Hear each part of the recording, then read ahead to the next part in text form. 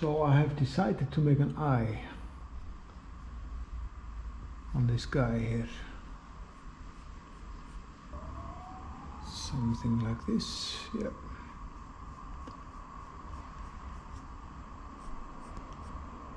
A little bit smaller. And then of course I have to make an eyelid. So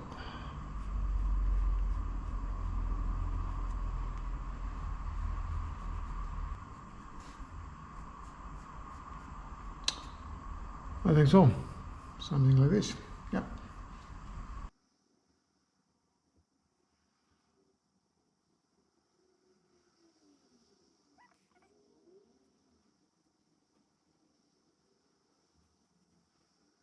First is a little bit of marking here.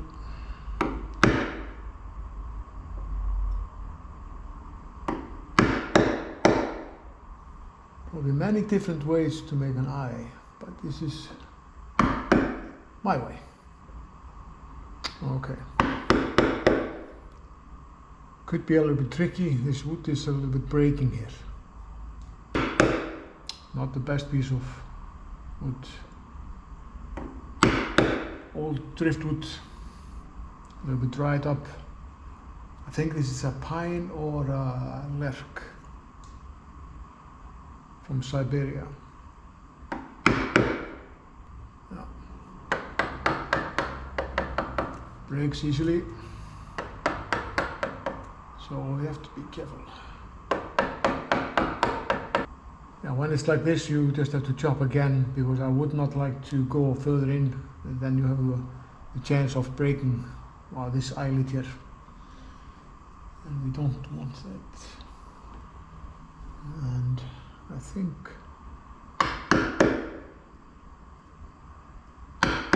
we should do it one more time here, and then we have to go a little bit deeper here in the edges.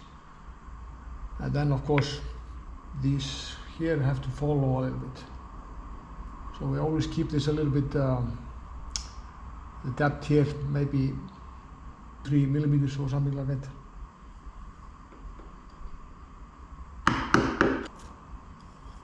Always be careful. I really want to lift it up here, but I don't think that's really smart.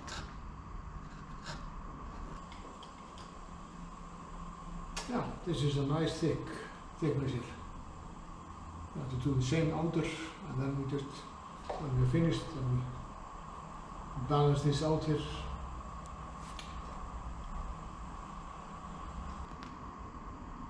Good. Now I just have to turn the piece, and so I can take this one here.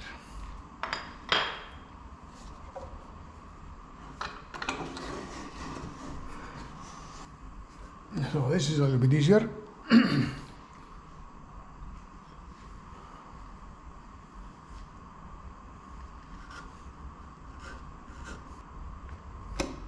Clean it a little bit.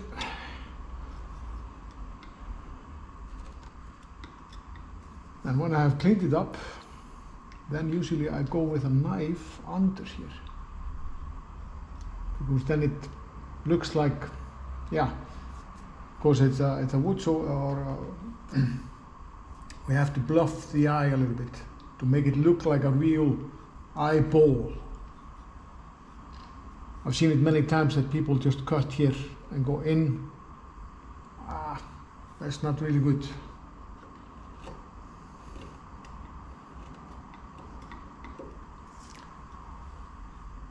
When I see something like that, I'm a little bit like, oh, I hurt my eyes. But before I take the knife and go under here, I will finish this eyelid here.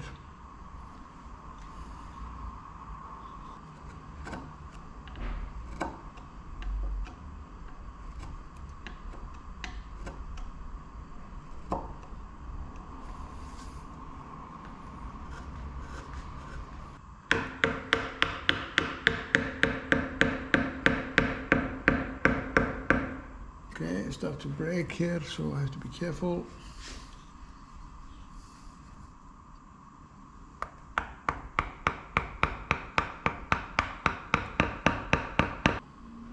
So now I've taken this down here and this down here, and then we just need to, I need to take this down here completely. Just leave a small line. Then we will have that eyelet, and this one is going to be a little bit curvy.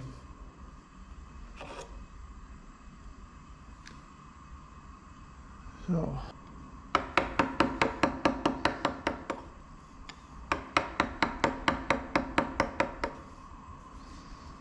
And then when that's done, I just will clean this a little bit with a weed tool, I think.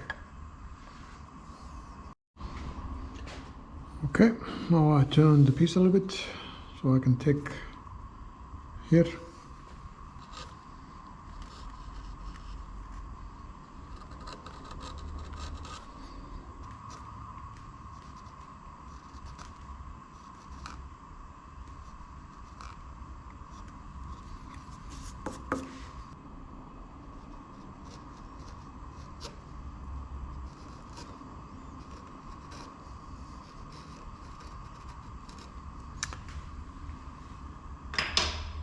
And now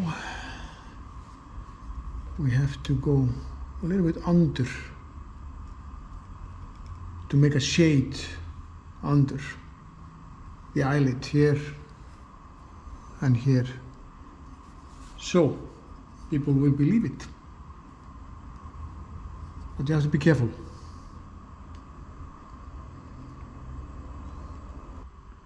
Almost there with this one. Need a little bit sanding, shining, and go over, see if everything's good. Not sure if you can see this, the shadow here. Really important when you make an eye.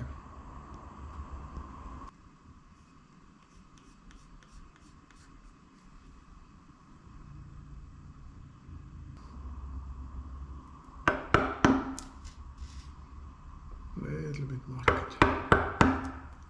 No, it's gouge number 712 millimeters width.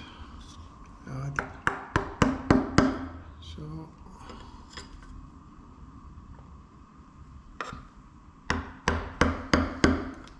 mark a little bit here. It's really brittle.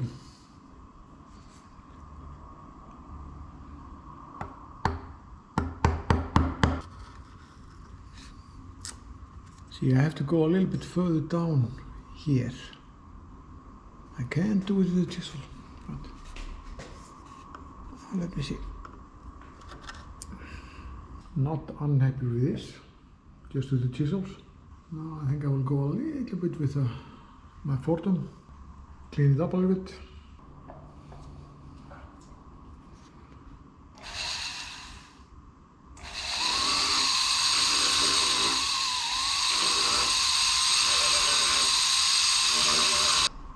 Now it's sanding. A little bit more sanding, cleaning up a little bit, lacquering, all good. So now I'll put a small lacquering coat on it. I think this is okay.